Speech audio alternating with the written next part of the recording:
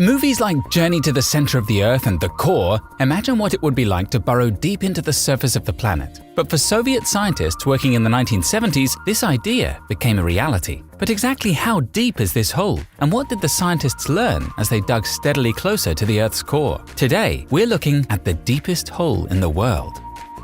To understand just how incredible this project was, first, we need to understand the difficulty involved in drilling into the Earth's mantle. The mantle makes up 40% or more of the planet, which has a radius of 4,000 miles. The 1,800-mile thick mantle sits, or more accurately, heaves up and down, just below the Earth's crust and above the Earth's core. The crust is just a tiny portion of the planet, averaging 3 to 25 miles thick. The mantle is the major engine driving the planet's constant evolution and contains a geological record of much of the Earth's history. Scientists took their first crack at the mantle in 1958 with Project Mohole. American engineers drilled through the Pacific Ocean floor off Guadalupe, Mexico. But Congress discontinued funding in 1966 before the drillers even reached the mantle. The quest to drill deeper created a global scientific contest akin to the space race. In 1970, Soviet geologists took on the challenge, setting their drills over the Kolar Peninsula, which juts eastward out of the Scandinavian landmass.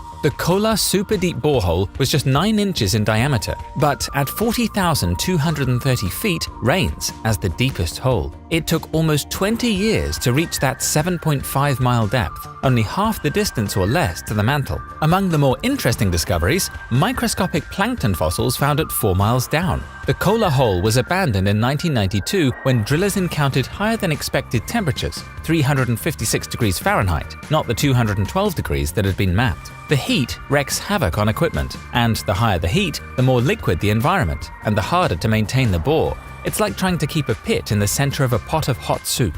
To cut miles into the ground, the engineers had to invent a whole new drill.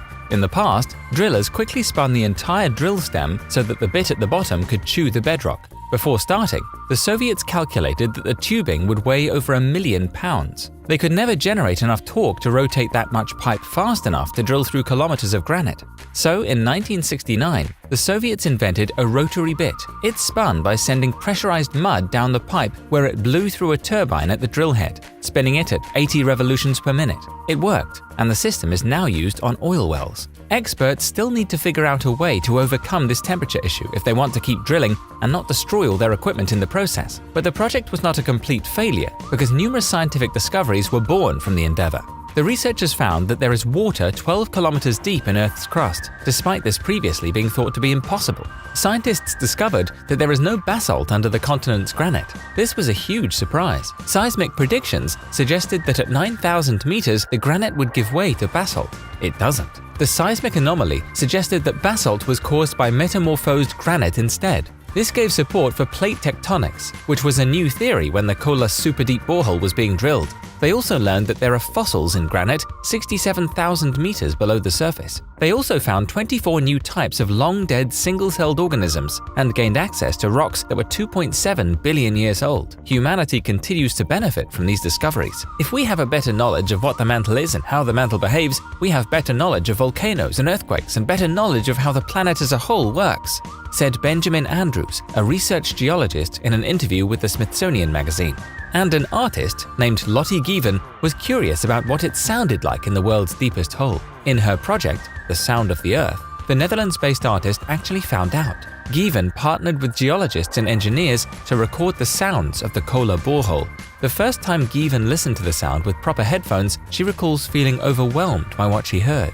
All the hair on my arm stood up straight, and if I hear it now again after many times, it still has the same effect on me, she says. The sound was like rumbling thunder or the oncoming roar of a tornado ripping through the sky. I later learned that blind people can hear thunderstorms because the low frequency can be sensed in the body, she adds. Perhaps this is what was going on. The Kolar Super Deep Borehole is 23 centimeters in diameter, and its metal lid is welded on, so it is unlikely that anyone would ever fall down it. Locals in the area say that the hole is so deep you can hear the screams of people being tortured in hell, hence its nickname being the Well to Hell. If you fell down the hole, it would take around 3.5 to 4 minutes to reach the bottom.